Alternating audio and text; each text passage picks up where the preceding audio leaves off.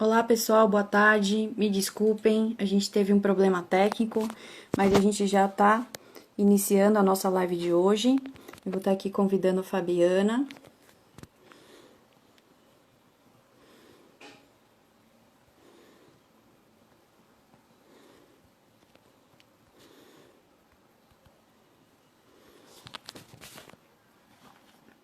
Vamos só aguardar um minutinho.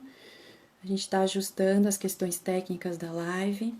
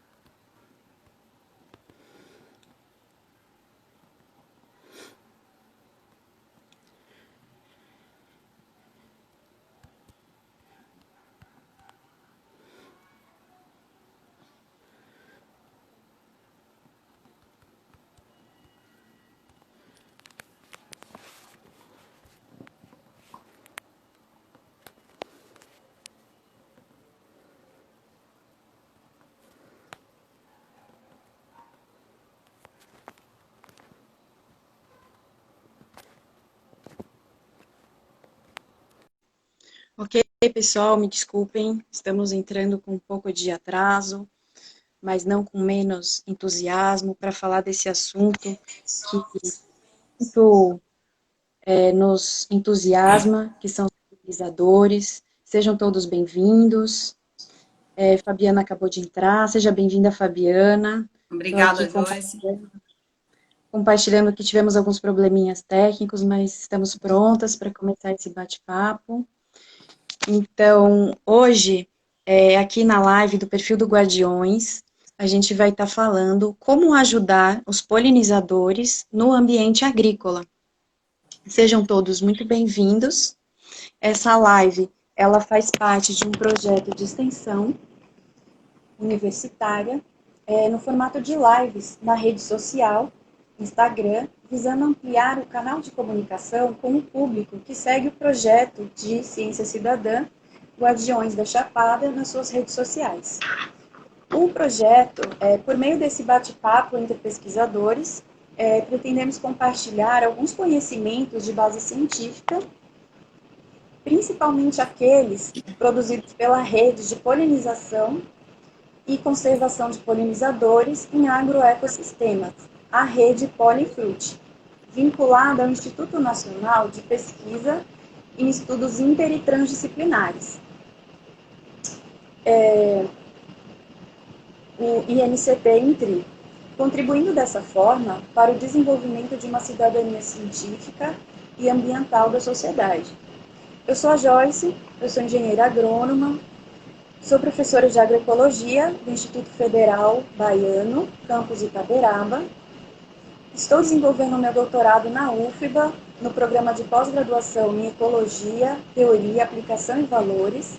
Faço parte do grupo de pesquisa Polinfruit, sediado no Laboratório de Biologia e Ecologia de Abelhas, o LABEA, na UFBA, coordenado pela professora Blandina Felipe Viana. Estamos trabalhando num modelo de pesquisa que promova o diálogo de saberes entre a academia e os atores locais da cadeia produtiva do café na Chapada Diamantina, para promover a coprodução do conhecimento. Estamos aqui hoje convidando a professora Fabiana. Eu vou pedir a Fabiana que ela se apresente. Enquanto isso, eu vou fixar aqui o título da nossa live. Muito. Opa, ótimo.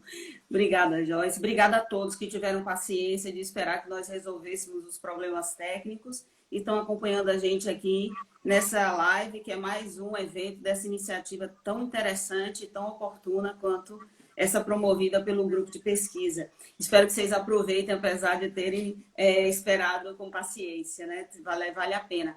Então, eu sou Fabiana Silva, eu sou professora do campus do Sertão, né, aqui do Núcleo de Graduação em Ciências Agrárias e da Terra, da Universidade Federal de Sergipe. Mas sou membro do grupo de pesquisa Polinfruit, do INCT em Tree, e de outros parceiros que apoiam também essa grande rede, né? Liderada pela professora Blandina. E é um prazer estar aqui com vocês dessa vez, né? De novo. Não sou muito versada com esses veículos, mas entendo que é uma oportunidade bastante importante e a gente tem que aproveitar. Então, esse tema em particular, ele é muito relevante, né? Vocês acompanharam nas outras lives o quanto que os polinizadores são importantes e que sobre eles também param algumas ameaças, que é bem típico, né, dos tempos modernos, onde a terra é uma condição que não se pode abrir mão para fazer uso da natureza, e os usos da natureza estão cada vez maiores, né, em função das necessidades das populações, mas também por conta de algumas tradições de uso. Então, os polinizadores, eles são um grupo de animais bastante relevantes para os ecossistemas. E nós já vimos que eles são os portadores de grãos de pólen, né? E nesse grupo encaixam-se as abelhas. Então, levando eles para dar o primeiro passo na reprodução vegetal. E isso é verdade também para os agroecossistemas, né? De muitas plantas, ratas, então, dependentes ao grau da ação dos polinizadores. Nesse sentido, a gente precisa pensar nos ambientes agrícolas como sendo um barreiro, É um pouquinho chiado. mas é do seu lado de todo mundo. Eu acho que é isso.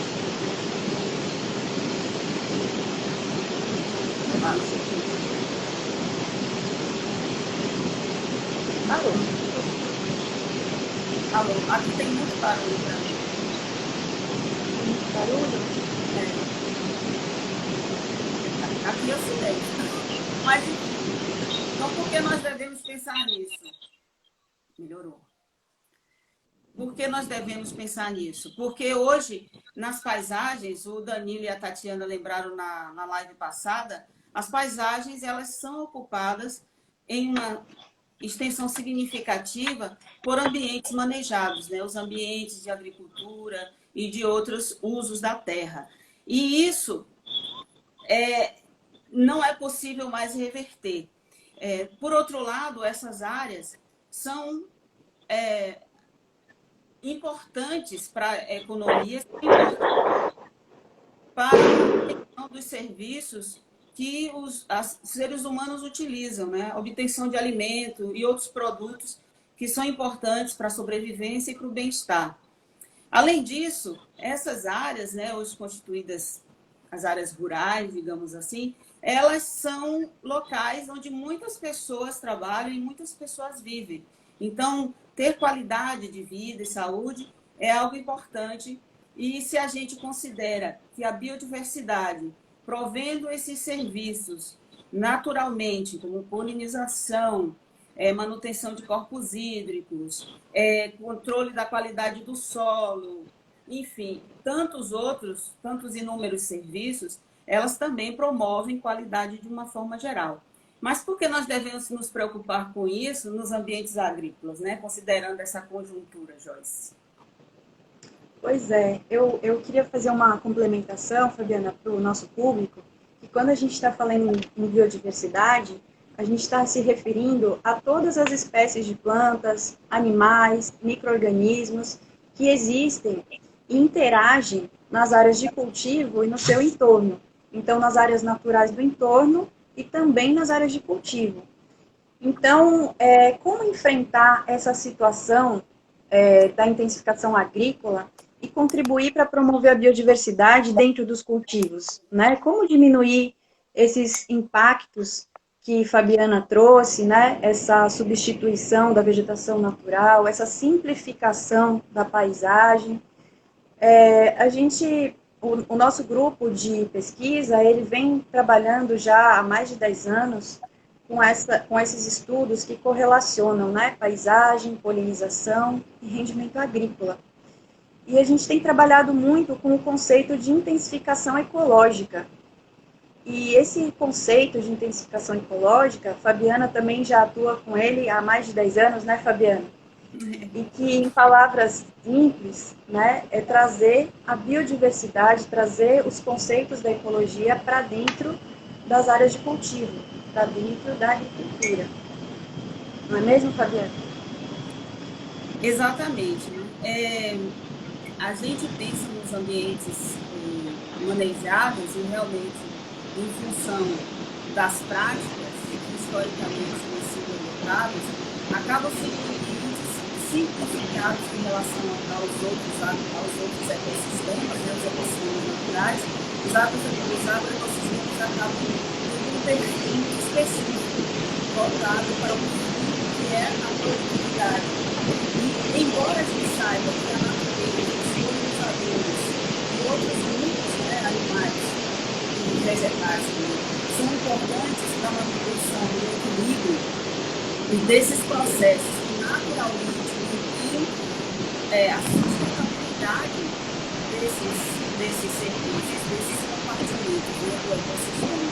A gente sabe que isso é tão importante, mas acabamos tendo um modelo de agricultura que privilegia muito a entrada e os fluxos externos. E acabamos deixando do outro lado os processos ecológicos que naturalmente poderiam contribuir para manter as boas condições de um tempo muito mais prolongado dos ambientes agrícolas, né? De uma forma geral, mantendo condições de solo, mantendo umidade, a biota do solo, mantendo outros aspectos da sustentabilidade de longo prazo. Inclusive, um fator que preocupa muito os agricultores, de uma forma geral, que é o controle de insetos pragas. Então, trazer ecologia de volta para os ecossistemas, os agroecossistemas, é uma condição para a gente ter uma agricultura sustentável ao longo do tempo. Acreditamos que esse seja um caminho bastante promissor. Posso complementar essa fala, Fabiana? Eu queria aproveitar que a Fabiana trouxe aqui a questão da praga, né, que é algo que realmente assusta muito os produtores. E tem um fator cultural muito forte, que é a questão da associação dos insetos a questões negativas. Então, a vetores de doenças, prejuízo.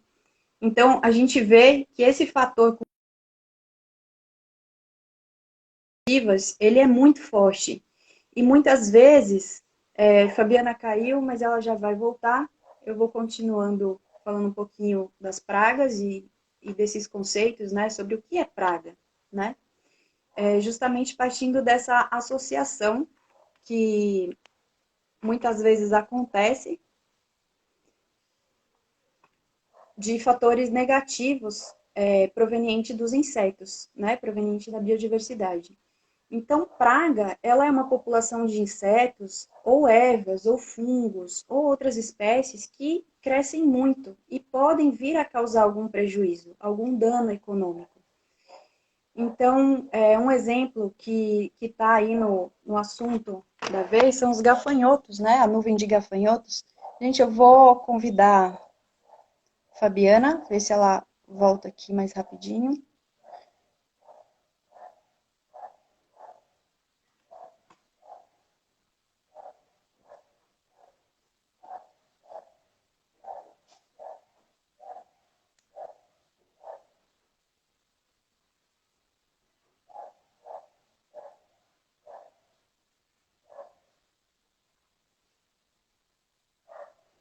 Bom, é possível que a internet de Fabiana tenha caído, então eu vou aguardar ela retornar e aí eu adiciono ela aqui novamente.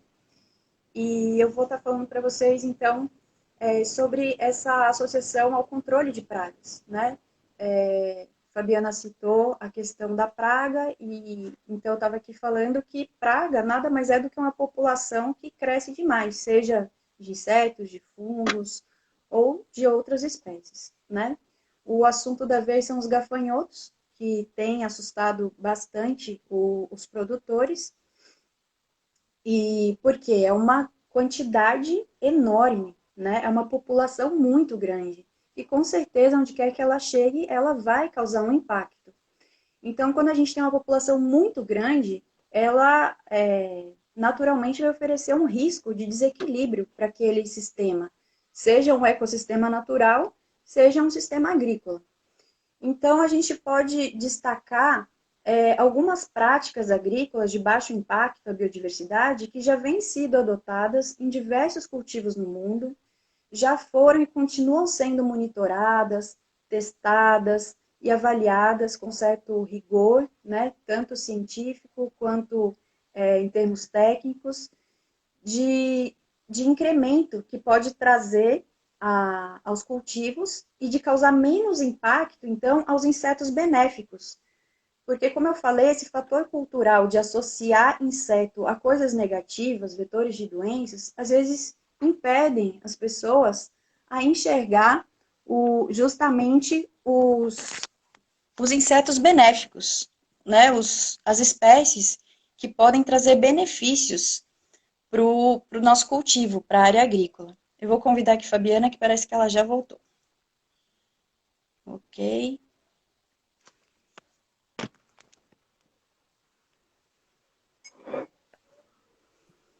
Então, muitas vezes, Fabiana, eu estava aqui comentando sobre a questão da praga e desse fator cultural de associar os insetos a coisas negativas, né?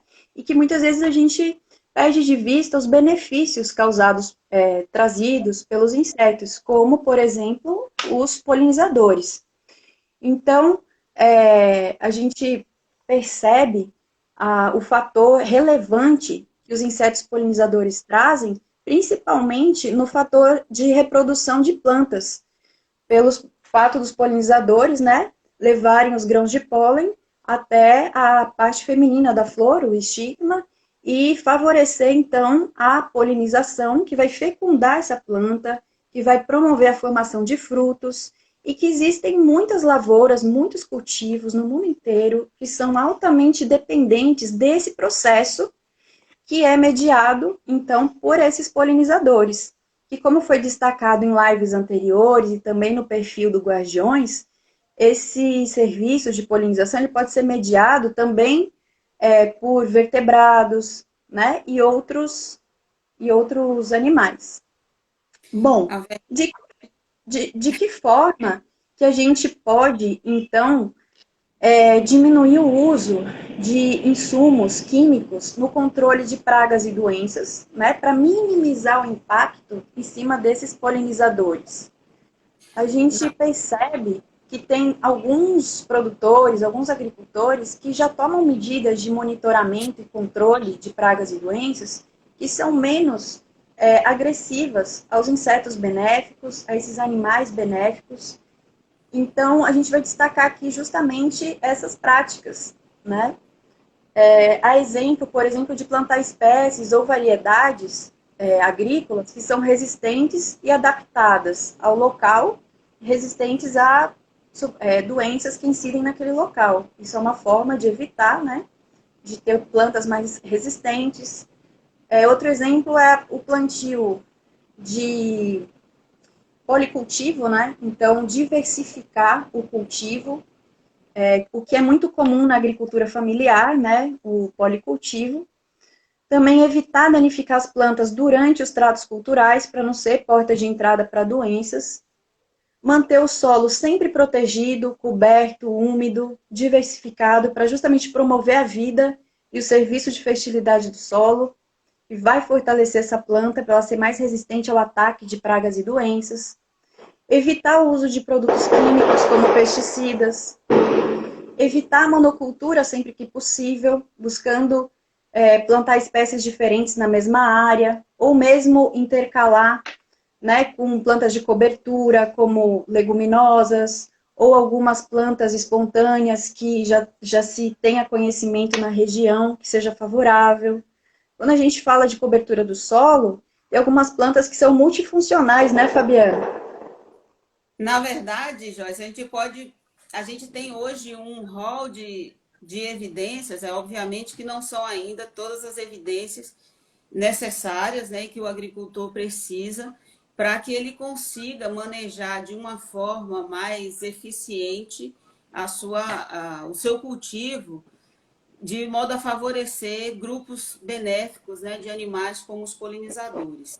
Uma coisa muito importante tem a ver com o próprio conhecimento sobre essa diversidade de espécies, né? Quando a gente pensa nas abelhas, a gente vê ainda que o agricultor ele conhece muito pouco da biologia desses bichos, ele identifica uma quantidade muito pequena desses insetos, sobretudo considerando a biodiversidade que o Brasil tem, né? Fica um pouco difícil para eles associarem a multiplicidade de padrões que a gente pode ter em termos da biologia desses grupos. Esse é um fator, né? Falta de informação. E eu digo isso porque aqui nos nossos estudos com agricultores familiares aqui do Alto Sertão, a gente percebe, e o Danilo até mencionou que foi parceiro nosso, aliás, a nossa rede está sempre junta, que aqui realmente a questão informacional é um gargalo que ainda precisamos superar, né? Informação sobre a biologia desses organismos benéficos, como polinizadores, aspectos da biologia de pragas que poderiam ser auxiliadas a partir de monitoramento, que é uma técnica que a gente tentou no nosso projeto incorporar, mesmo o nosso projeto tendo um enfoque principal em polinização, a gente percebeu que esse conjunto de ações, de práticas e esse rol de informações que o agricultor precisa, ele colabora, né? Então, se a gente vai pensar que um dos fatores, uma das práticas que hoje é muito discutida atualmente pelo seu impacto potencial, de fato, são as pulverizações com pesticidas, né? Então, os pesticidas que vão ser discutidos, e vai ser discutido esse aspecto, né, declínio de polinizadores e pesticidas, em uma live posterior. Então, nós não vamos aprofundar. No entanto, a gente percebe que um dos entraves à conservação, às vezes, dos polinizadores, até iniciativas dos agricultores aqui, eles relataram, de manejar polinizadores lá nos campos deles, é que eles acabam usando muito pesticida para controlar a praga. E eles acabam ficando um pouco restritos ao uso desse insumo, porque eles desconhecem algumas outras práticas que poderiam, pelo menos, reduzir drasticamente o uso, né?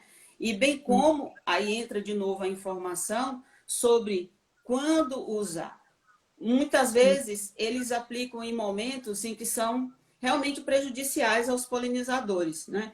Então, como os polinizadores não fazem parte explicitamente do rol de interesses do manejo desses agricultores, e eu falo do exemplo que eu trabalhei, mas isso a gente pode pensar em vários contextos, né, nacionais, eles acabam não considerando, né, que se eles aplicarem o agrotóxico quando as abelhas forrageiam nas flores, quando há florada, ou um pouquinho antes da florada, eles acabam realmente atingindo esses insetos, né? Então, essa questão do manejo desses insumos é um ponto chave para a gente conseguir ter mais, né, favorecer os polinizadores nos nossos cultivos Brasil afora, né?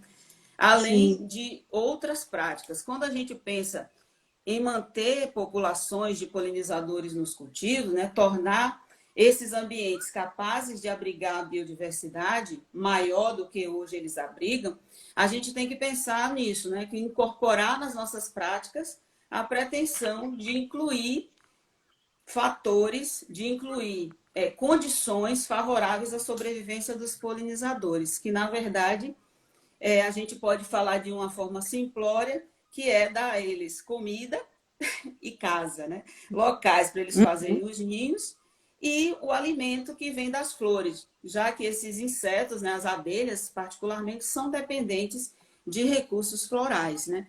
Então, a gente pensa num rol de estratégias, você mencionou policultivo, diversificação com outras fontes florais, realmente, sem isso, eles não conseguem permanecer no sulfi, ou no, permanecer nos campos, né, cultivados. Vamos ver Sim, se tem eu tô. perguntas. Vamos lá. Tem perguntas. Aqui da França, a polinização natural, ou até mesmo alguns agentes polinizadores, sofreram algum impacto com a quarentena? Você acha, Joyce? Então, graças a Deus, acho que não, né? Eu acho que está tudo bem favorável a eles, né? Eu estava aqui, eu tirei o título da nossa live porque o corretor de texto colocou colonizadores. Aí eu estava aqui corrigindo, porque a gente está falando de polinizadores, né? E o nosso objetivo aqui é favorecer eles, né? E eu queria aproveitar que você trouxe essa questão do monitoramento para dar um exemplo, né, bem positivo da Chapada Diamantina. A gente teve um relato de uma cafeicultora que ela trouxe para a gente que depois de algumas capacitações bem direcionadas aos produtores de café, ela teve conhecimentos que ajudaram ela a diminuir justamente a aplicação de insumos preventivos para a principal praga que acomete os cafezais da Chapada. Então, ela trouxe para a gente que ela, então, começou a observar mais o ciclo da praga. No caso, ela trouxe para a gente que, no contexto da Chapada Diamantina, era o bicho mineiro, em épocas de estiagens prolongadas. Então, época de seca, a população dessa praga, né, do bicho mineiro, ela fica bastante crítica, ela cresce muito. Mas que logo depois que chove, isso ocasiona o declínio da população. Então, tem um controle natural a partir da época das chuvas. Mas ela disse que o pai dela, que também é cafeicultor há muitos anos, tinha a prática de usar alguns pesticidas preventivos no café. E depois que ela teve conhecimento do ciclo da praga, ela começou a monitorar o desenvolvimento da praga. Então, avaliando os pés de café, as linhas, a quantidade de danos na parte inferior, no terço médio, na parte superior. E através desse monitoramento, então, ela toma medidas somente quando o dano chega próximo de causar algum dano. Então, isso trouxe para ela um melhor gerenciamento agrícola, né? A partir da situação que ela teve conhecimento, que ela se sentiu apta a monitorar, né, esse inseto que poderia vir a causar um dano, e com muita tranquilidade ela monitora essa praga, né, considerada uma praga na região, e pois é, ela diminuiu bastante a aplicação de insumos a partir desse conhecimento, para poder, então, fazer esse monitoramento.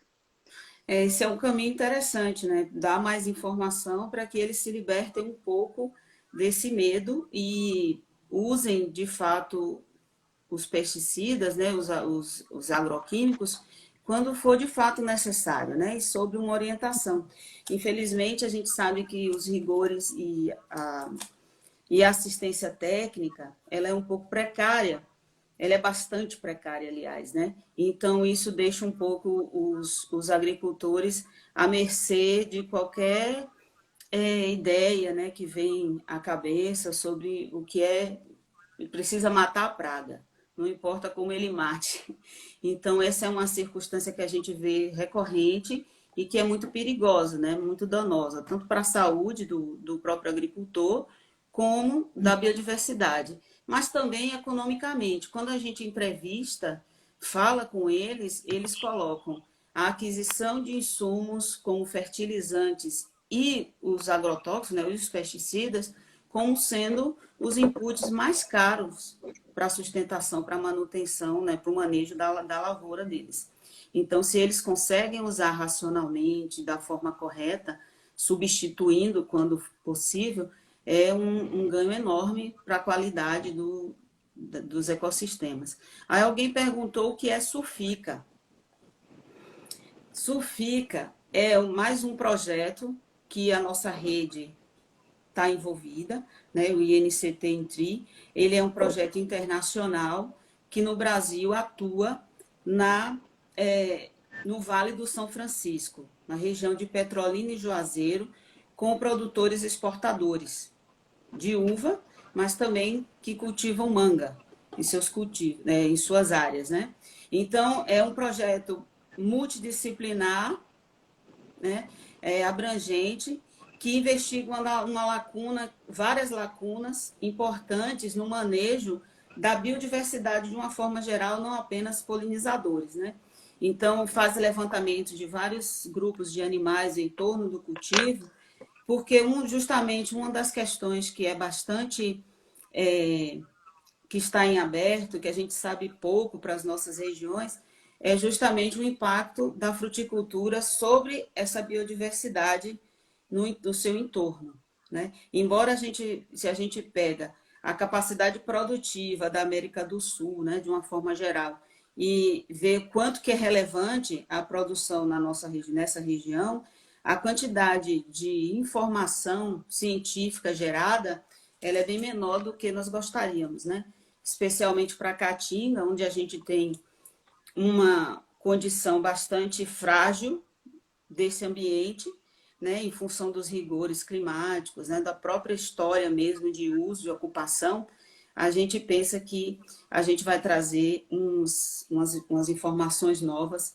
Mas quem quiser saber mais sobre o Surfica, acessa o nosso site, é www.surfica.org. E uma coisa interessante do projeto é que a gente está lidando com grandes produtores, né? Então, são fazendas bem maiores, em regime convencional. E uma coisa interessante é que eles estão envolvidos conosco em testar práticas de baixo impacto que promovem essa biodiversidade, né? Então, a gente vai testar algumas práticas e fornecer informações novas acerca de como a gente pode utilizar, por exemplo, associações de plantas, né, cultivadas entre as linhas, dentro do cultivo, para criar diversificação e ambientes que podem favorecer, inclusive, os polinizadores, né? E a predadores naturais de pragas. Fabiana, eu vou aproveitar que tem uma pergunta aqui do Danilo Silvestre. Ele pergunta se é possível obter um MIP com sucesso. Então, o MIP, gente, é o manejo integrado de pragas, tá? É um conjunto de técnicas que podem ser utilizadas de forma integrada, justamente para ter um uso racional sobre as medidas de controle das pragas e doenças, tá? Então, quando a gente fala em manejo integrado de pragas, a gente está justamente se referindo a algumas práticas que podem ser preventivas, integrada também com essas práticas que a gente está falando de enriquecimento das plantas no entorno do cultivo. Por quê? A partir da hora que a gente está trazendo próximo do cultivo, e essa diversidade ela pode ser manejada da forma vegetacional, que são as plantas, a gente pode estar reflorestando no entorno, a gente pode estar fazendo cercas vivas que tenham flores, a gente pode estar trazendo faixas de plantas nativas ou faixas de plantas que forneçam flores. E com essa prática, a gente também facilita e promove e ajuda tanto os predadores naturais de pragas quanto aos polinizadores. Então, tem algumas práticas, né, que a gente está trazendo aqui hoje, que elas podem colaborar com esses dois serviços ecossistêmicos, né? São serviços providos pela natureza, pela biodiversidade. Então, é trazer também a população de insetos que são predadores naturais das pragas, assim como promover a manutenção e a nidificação, como a Fabiana trouxe, dos polinizadores.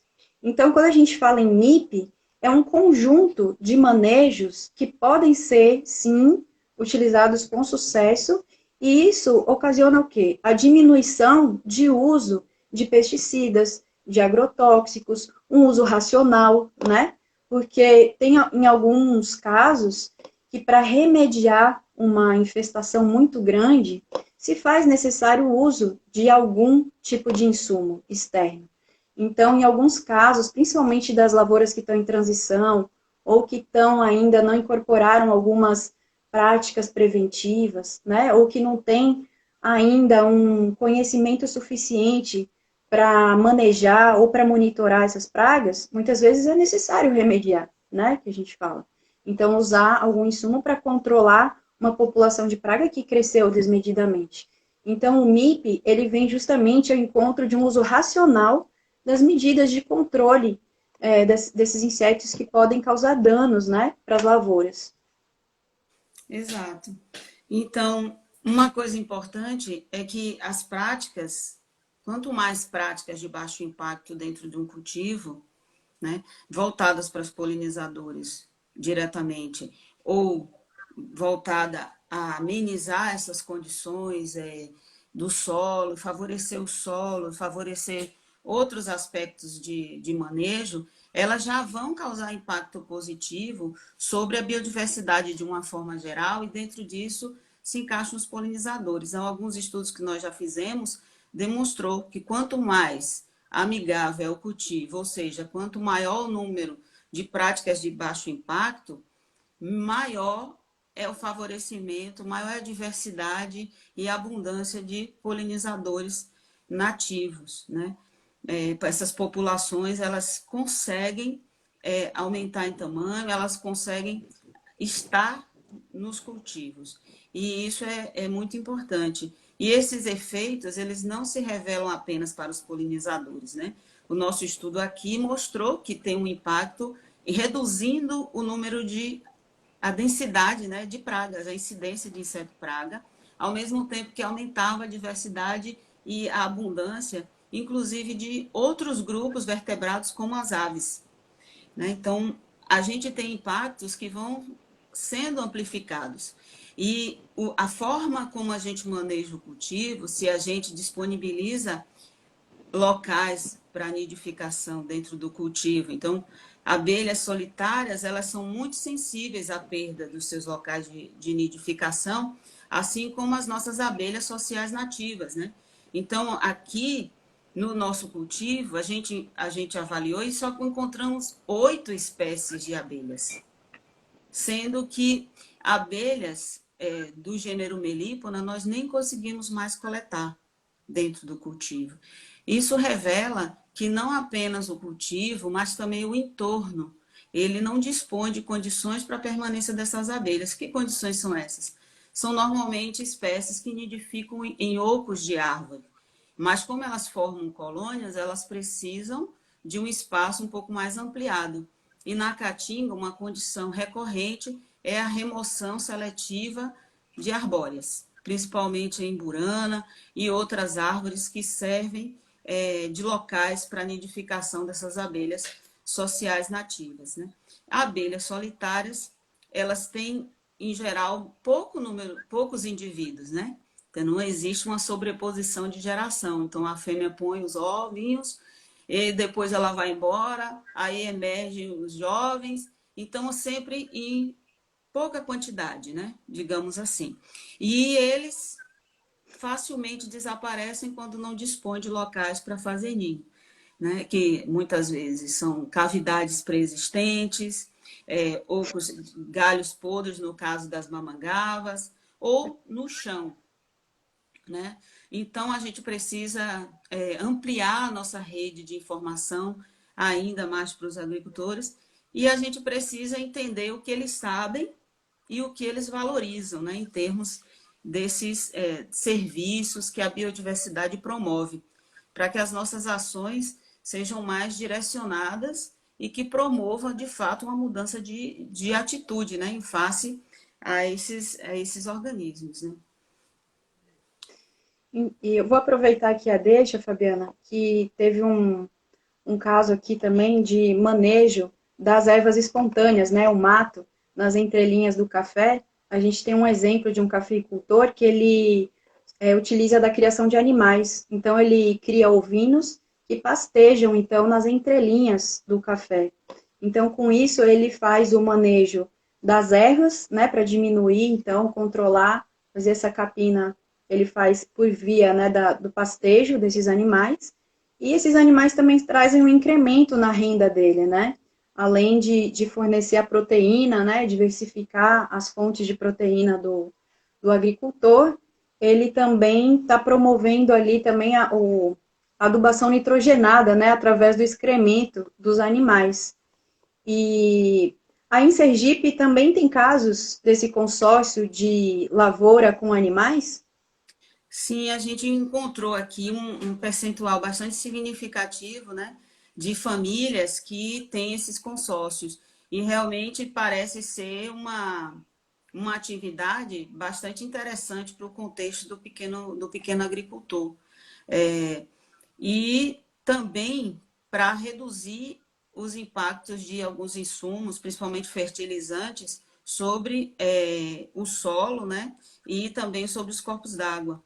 Né? Então, aqui a gente encontrou isso e é um dos caminhos, né? A investir nesse potencial de diversificação existente pode ser um caminho para a gente ampliar a capacidade do agricultor de modificar algumas práticas, né? Aprimorar algumas práticas bem de baixo impacto que ele já tem e ampliar isso para incluir os polinizadores, né, como uma meta.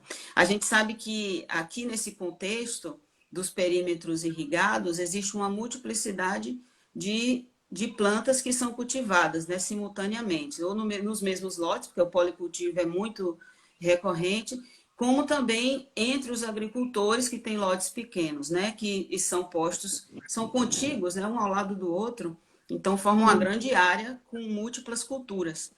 Então, incluir os polinizadores eu acho que é muito importante no sentido da gente modificar um pouquinho esse padrão de manejo e também obter frutos e sementes de maior qualidade e em quantidade melhor. Agora, um dos limitantes, nossa, além da questão da informação, né, para uma mudança, é o fator econômico. Quando a gente percebe, quando eu perguntei para os agricultores, eles que quando eles realizavam muitas práticas de baixo impacto como essa, investiam no consórcio, mantinham a conservação do solo deixando vegetação, tentavam ser mais amigáveis nos seus cultivos, eles diziam assim, mas depois eu fico triste, porque eu tenho um fruto tão bonito e eu vendo pelo mesmo preço do meu vizinho que encheu a lavoura dele de agrotóxico, né? Que encheu, que não teve nenhum cuidado com essa condição dentro dos cultivos. E até às vezes prejudica os cultivos adjacentes, né? Porque eles não têm o hábito de terem cercas vivas. Então, o spray das pulverizações atinge os lotes ao lado, mesmo que ele não queira usar, né? Então, ele consegue o mesmo preço. Então, esse é um fator de desestímulo, né? A gente precisa investir também em suporte, no caso do contexto, no contexto daqui, investir em suporte à comercialização, à valorização desse produto, que leve em consideração a sustentabilidade. Acho que falta um pouco de políticas mais direcionadas e a gente conhecer mais como que o agricultor se enxerga, vê o seu modo de produção e os valores, né, que ele tem face à biodiversidade, né, para a gente conseguir uma adesão maior.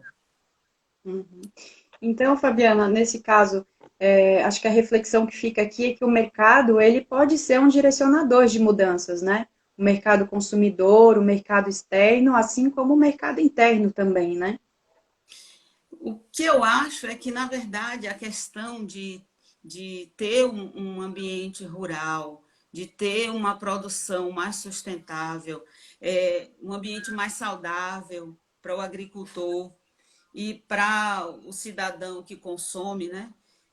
Tá tudo muito interligado. A gente precisa se incomodar com essas coisas e sermos agentes colaborativos no sentido de nos complementarmos, né? Nos diferentes papéis que nós exercemos na nossa sociedade, a gente acaba sendo todos consumidores, né? Então, exercendo esses diferentes papéis, a gente consegue apoiar essas iniciativas, contribuir, né? Como cientistas, como agentes técnicos, os novos estudantes, né? Eu atuo num campus de ciências agrárias, o que me dá muita alegria, porque hoje eu os escuto falar de polinização desde o começo, desde o primeiro ano do curso, e eles se importam e se interessam, né? Então, eles vão ser profissionais no futuro que nós esperamos que façam a diferença no sentido de intervir positivamente. E o meu alunado, basicamente, filhos, parentes, ou são eles mesmos, ligados à terra de alguma forma, né? Filhos de agricultores ligados ao meio rural. Então, são agentes transformadores do futuro, agentes mais exigentes, né? Uhum. Consumidores mais exigentes, mas também pessoas atuantes com essa perspectiva, né? De apoiar iniciativas transformadoras, né? Porque nós temos já bastante subsídio. É óbvio que carecemos de informações ainda, sim, mas nós temos já muitos subsídios que demonstram que tomar um caminho da intensificação ecológica, apoiar essa transição, são argumentos bastante válidos e que são importantes para o futuro, né, do planeta. Justamente. Eu fiz essa pergunta e, na verdade, também é uma provocação, que em relação ao projeto Sufica, né, que foi fomentado pelo mercado exterior, né, muito exigente. Não foi isso? Sim, na verdade, quando a gente pensa em práticas de baixo impacto, a gente pensa muito no pequeno agricultor. E eu acho lógico, né? A agricultura familiar ela tem uma relevância muito grande para o nosso país, para o mundo de uma forma geral, como provedora de alimentos, uma contribuição muito significativa, além do que é a subsistência de famílias, né? Isso garante, em termos socioeconômicos, um acréscimo social muito grande. Eu acredito muito que a gente tem que apoiar. E os grandes produtores que atingem o mercado externo, eles também são muito importantes, né? Porque eles ocupam áreas grandes, eles têm uma produção, a maioria deles é convencional, e foi muito interessante a interação entre esses diferentes segmentos do mercado exportador, de uma rede de supermercado inglesa que se interessou e entrou em contato com a líder do projeto, né, que é a professora Lynn Dix, da Universidade de Cambridge, e o professor Eduardo Alerano.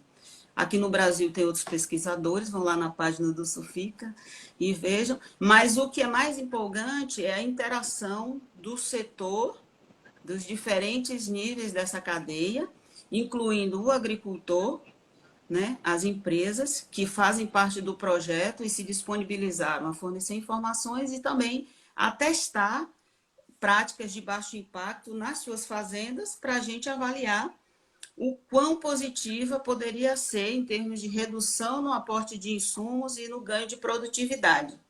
E o quanto isso favoreceria a biodiversidade em contrapartida. Então, na verdade, foi realmente impulsionado por um desejo de um mercado que precisava atender um público que quer consumir produtos sustentáveis, né? E empresas que estão preocupadas em atender e se manter vivas, né, no futuro, se atualizando. Então, acho que esse fator, ele é sim importante e a gente vai ficar muito feliz se grandes produtores realmente abraçarem causas desse tipo, porque eles são grandes influenciadores, né? E as ações, as decisões de manejo impactam uma área bastante grande, além de impactar muitas pessoas, né? Comercialmente. Então, pode ser um exemplo que vai ser seguido não apenas regionalmente, mas também fora de lá. Porque outro ponto que eu destaco, inclusive, que é uma característica, eu acho que da nossa rede, né, a rede Polinfruit, historicamente, é tentar trabalhar observando, não observando apenas, mas integrando os setores produtivos à nossa pesquisa.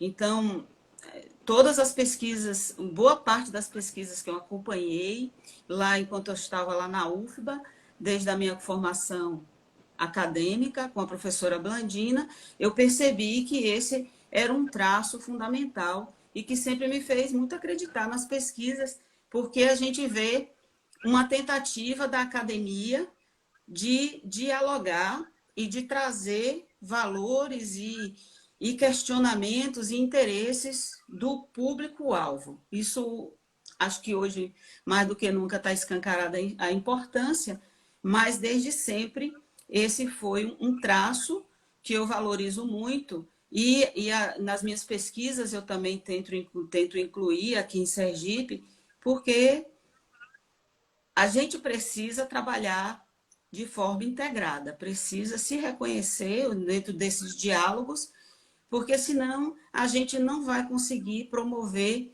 essas mudanças de atitude, né?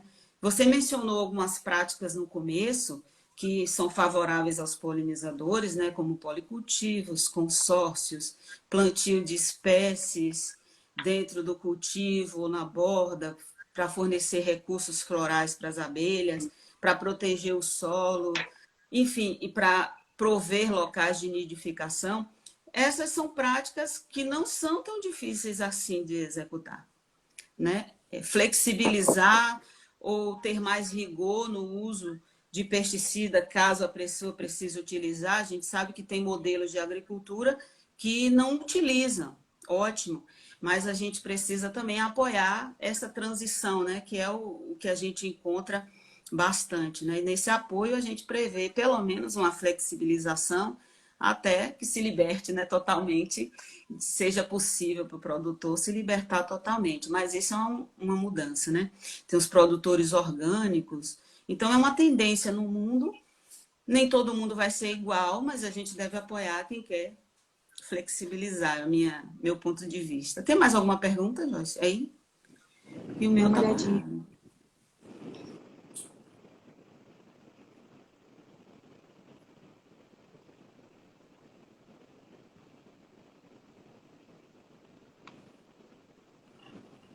Aqui a gente já respondeu. Tinha uma pergunta do Dudu, mas que você acabou de responder, naturalmente. No meu não Tem uma outra. aparece, tá? Desculpa.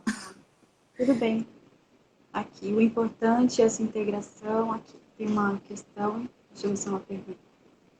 É importante essa integração agrônomo-cientista, pois o resultado disso é traduzido nos produtos que consumimos. Justamente, né, a questão que a gente estava trazendo de aproximação, né, dos consumidores e dos produtores. Hoje em dia existem algumas iniciativas, né, algumas redes de consumo que estão aproximando, então, grupos de consumidores que sustentam a agricultura. São projetos que são definidos como CSA, né? E algumas outras estratégias que são feitas pela sociedade civil. Então, grupos de pessoas que se organizam, né? E de forma a procurar a origem desse produto, assim como alguns selos, né, que garantem também a origem desses alimentos e dos processos que eles passaram desde a sua produção até a prateleira. Então, tanto processos de produção orgânico, processos agroecológicos, aqui na Bahia tem os circuitos agroecológicos, tem também a certificação participativa, que tem os seus núcleos de capacitação e diálogo. Então, assim, hoje é perceptível que as pessoas estão mais preocupadas com a origem e com a qualidade do alimento. Então, o que está faltando um pouco são políticas que apoiem, né, essas iniciativas e também essa assistência técnica que seja mais próxima, né, que seja mais acessível esse Exato. conhecimento do produtor, que subsidie, que apoie ele, que instrumente ele a tomar, então, atitudes mais racionais, mais cuidadosas, né? Exato. E deixa eu Como ver é se que tem está mais o alguma nosso pergunta. tempo, Joyce? Como é que está o nosso tempo aí? Agora, como a gente começou às 17h24, agora são 18h14. A gente tem uns 10 minutinhos finais para fazer alguma consideração ou responder alguma pergunta. Tem alguma Se quiser pergunta fazer nova aí? uma olhadinha. O meu tá parado. Eu queria também fazer um aviso, que assim, se ficou alguma pergunta sem responder, A gente vai estar respondendo através de posts no perfil do Guardiões da Chapada. Então, eu quero pedir para as pessoas que estão acompanhando até agora, né, principalmente agradecer aí a atenção de vocês, a paciência com os nossos probleminhas técnicos, que vocês sigam o perfil e acompanhem as respostas das postagens. Então, todas as perguntas que vocês fizeram, elas ficam gravadas e elas serão respondidas no perfil do Guardiões. Isso. E pedir também que no final, né, no final aqui da live, para vocês continuarem online, que a gente tem encaminhado uma enquete logo após a live, e eu queria pedir que vocês respondessem essa enquete sobre a live. Então, eu gostaria de agradecer a vocês, né, pela presença, e também lembrar que a iniciativa continua. Então, existe uma programação já que vai ser disponibilizada em breve, né? Mas no próximo dia 9, a gente já tem mais uma live de uma rodada, né? Guardiões convida, Guardiões convidam especialistas, Guardiões convidam praticantes, né? E na próxima semana a gente tem uma discussão muito interessante sobre entomovetores na agricultura, no dia 9. Não deixem de acompanhar, tá? Muito obrigada pela presença, foi um grande prazer. E é isso. Espero que tenha sido produtivo, tenha despertado algumas questões interessantes para vocês. Também agradeço pela oportunidade e a atenção de vocês que ficaram até agora. E quinta-feira que vem, no mesmo horário, às 17 horas, tem então esse diálogo com especialistas. Obrigada e até breve. Tchau.